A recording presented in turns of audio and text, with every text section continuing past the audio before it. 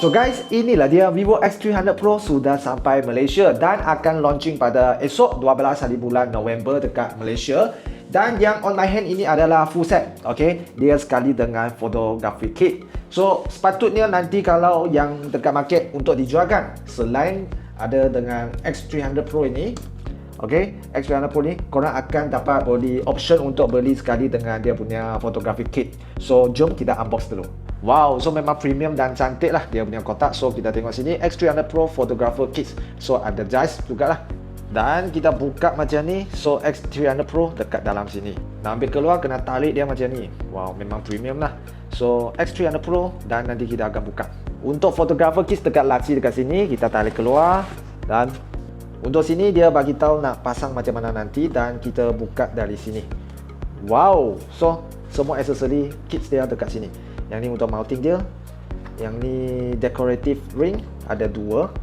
Extender dekat sini. Nampak tak? Vivo Zeiss. Berat juga. Okay, Vivo.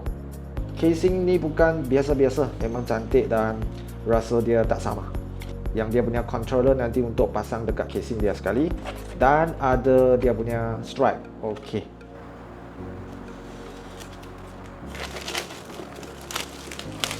Vivo X300 Pro. Okey, buka. Okey. SIM ejector, casing dan buku manual. Charger original dia dengan kabel dia. Dan inilah dia phone dia, X300 Pro Vivo. First on hand feeling dia memang solid dan kita tengok design dia kali ini flat screen juga. So yang ni bawah dia, atas dia, tepi sebelah sini dan juga tengok dia punya kamera secara dekat-dekat. So cara nak pakai extender ini kena pasang dia punya casing dulu. Yang ni casing yang tadi kita tengok. Kita pasang. Untuk pasang mounting ini, so kita kena buka lah yang original punya ring dekat sini. Tekan dan kita pusing. Untuk pasang mounting ni kita kena pasang dan pusing sampai dia sini. Menghadap point ni, menghadap ke sini. Dan nampak tak? Mounting dia sudah siap. Lepas tu untuk dia punya handle controller, dia ada type C kat sini lah. Kita pasang dekat sini. Tolak masuk saja. Nampak? Sudah siap.